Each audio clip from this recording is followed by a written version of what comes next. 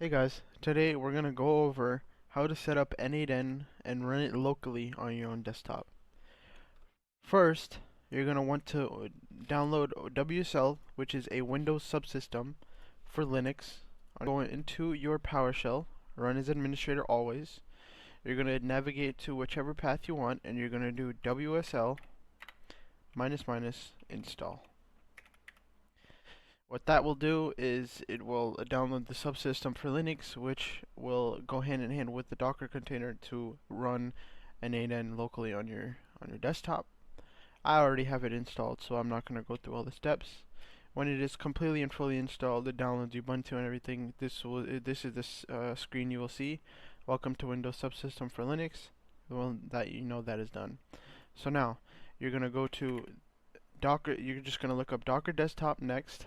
For the next step, you're going to click Docker, you're going to go to download Docker Desktop, and for whichever OS you have, you're going to choose that, download. Go through all the steps for the download, and for the end result, you will be here. You will see this screen, and as long as you make sure the Docker Desktop is running, make sure it's running, and you're going to, after WSL and Docker are completely installed, you're going to go back into your PowerShell. You're going to go back into your PowerShell and you're going to run. You're going to do docker-compose up -d. And what that will do, it will go through all these steps: docker-compose -p, n8n up -d. We'll pull n8n and it will get it working completely. A Docker compose file, you can find it wherever you store it on your own.